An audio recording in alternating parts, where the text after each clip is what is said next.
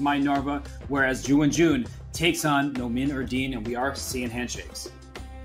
Yes, the handshake is on. The game is on as well. E4, C5, Knight F3 played, and let's take a look at Bibisar in action. Yeah, because Bibisar has won consecutive crowns. She's still a teenager, I believe, or has she finally exited her teenage years? Either way, she's a young star, and she has won consecutive World Blitz championships. And here, with the black pieces, Bishop B5 check met with Knight D7. To me, that indicates she wants to fight. Yes, this is her style. This is the spirit. And the good news is that suddenly I feel that there is a sync between our board and the live camera feed. Yes, hurrah. We made it. We did it. Thanks for everybody for remaining with us. And I was correct. I quickly looked it up. She is just 19 years old. So imagine having 2 World Blitz titles to your name. By the time you are 19, she can make it 3 by the end of tomorrow. And Peter, I like this style of play from both sides here. The Bishop B5 check, just seeing what your opponent has in store for you, and we will see a strike with D4 in the near future. Yes, also now white is blocking black's queen side. Yeah, it's a very lovely A5 pawn. Black nevertheless might push B5 anyway in order to break free there. Yeah, we are seeing this.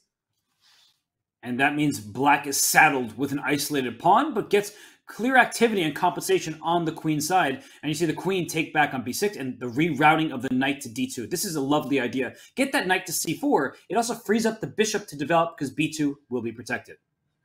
Yes, and often also white is going for some b3, bishop b2 setup. That's why you also need knight d2, not to run into any kind of tricks with knight takes e4 and then the bishop on g7 hits the rook on a1. Lot of finesses here. And knight e5, f4 is the tempting move to attack that knight on e5, but then c4 check comes in, so you have to properly assess this continuation because the pawn on d3 will be captured, suddenly some trades will occur. It's going to become more tactical, especially with that king in the queen's path. Yeah, I don't want to touch anything on the king side. I feel like white should aim for this b3, bishop b2, small little development, relying also on the beautiful pawn structure. Okay, h3 also makes a lot of sense. Guarding the g4 square just in case if white decides to go f4 later on. It's a good move. The f4 is tempting, but you want to correctly play it. And now bishop b7, aiming towards the center. That is a very logical choice. I'm still looking at f4, but I understand c4 check can be annoying. And there it is, f4. She has no fear, does my Narva. Yes, but you called it, and I'm very happy to play c4 check and then include c takes d3 on the board, takes, and then the knight can go back to c6, eventually jump to d4. Yeah, Bibisar is playing very nice chess. And it's not like white has done anything wrong. She has rerouted her knight to c4, but her position's a little looser. At some moment, knight h5 could be very dangerous. You're pointing on knight d4 as well to get rid of that light square bishop. There's just all these juicy dark squares that black can try and take advantage of. Yes, on the other hand, the reason why white does not really worry about this kind of things because she got her setup. Bishop is on e3, knight on c4, eyeing the b6 square, setting up beautifully this construction with, let me just highlight it. Yeah, it's black has harmony, but white is also happy.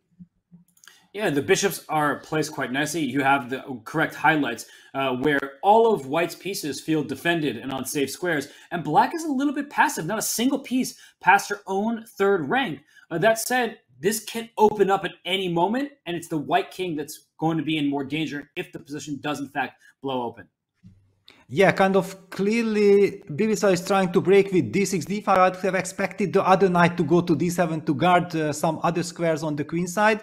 But she wants to break out. And d5 is the way for black to break out. And then maybe knight coming to f5 as well. So the knight goes to a5 for white.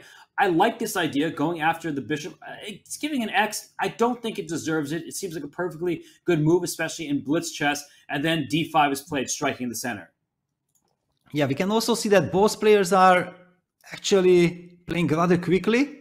Yeah, that's why there are also maybe some inaccuracies, but this is just part of the game. It is. And in blitz chess, you don't expect perfection. We know that Magnus Carlsen, in his World Rapid Championship run just yesterday, throughout the last few days, he did, in fact, have like 95% accuracy. But in blitz, that takes a nosedive. It's not about being super accurate. It's often more about being fast. Exactly. I feel that Minerva is a very nice strategist. The big question, how she will handle the complications when the clock ticks down and Bibisara, with her trademark, creates counterplay, some mess on the board.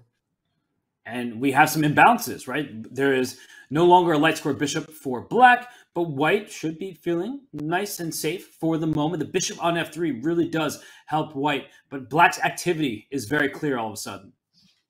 Yes, this was a nice move, b4, stabilizing, cementing that bishop on c5. Also, black has a weakness on a6. However, black has knight d7, hitting the bishop and opening up the pressure on the knight on c3.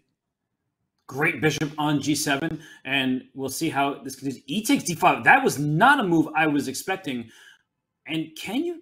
I'm trying to think if you can somehow capture this knight, bishop, excuse me, on c5. Pawn takes e6 is met by queen takes b4. So I do think that that bishop on c5 can be captured. Yeah, knight takes d5, so probably I have to take back. B takes c5. And can I get away with rook takes c5? I'm playing with fire. I know it, Peter, but I'm just trying to take advantage of this. I might have the intermezzo with d4 then. In any case, black captured on d5 first. The bishop is not running away. Black can capture that bishop in any given moment. And sometimes you play around the bishop because it's not able to get back to the other side of the board. And we see Bibisara bring her knight to f6 for that reason. But the a6 pawn, that's a target that white should probably go after. Yes, I don't think that black should have kept that bishop alive. This was a strange decision. Somewhat surprising.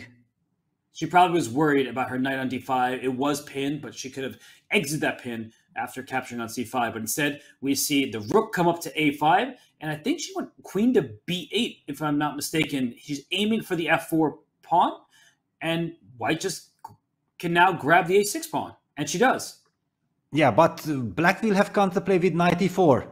Yeah, on the board, bishop takes e4, rook takes e4. The light squares, yes, white has an extra pawn, but let's not rule out any kind of counterplay. Rook c8, bishop h6, rook e2, now queen b5. Queen b5 hits both rooks at the same time, and down goes d4. This kind of reminds me of the game between Bodnaruk and Humpy, that game where there's the back rank checkmate. It seemed like one side was in control, but easier to play for the side who previously was down material. Yeah, and this is what I was worried for Minerva, that she played a great game, strategically all correct, but with little time on the clock in the tactical complications, Bibisara seems to be faster. But she just hesitated. She brought a rook to c2, grabbed it back, and now plays rook c2, and the white queen steps up to f3. That is allowing the pawn to push to d4. That's a great choice. And we just saw it on the camera feed. That's a passed pawn, and it's running up the board. Yeah, and black is winning a pawn. And Magnus Carlsen won his game with the black pieces against Maxim Saruk, excuse me. So good win for Magnus, getting back to the winning ways. And here we see that white's blockading the passed pawn, and black seems to just be in the driver's seat. Yeah, but look at this now. Both players down to the last couple of seconds. Okay. Well, this is going to be anybody's game as both sides have passed pawns. The black king, nice and safe, with an extra pawn in front of it. Peter, do you think that black will, in fact, take this game because of that extra pawn? Yes, I think so, but objectively, it's not easy. Not easy at all.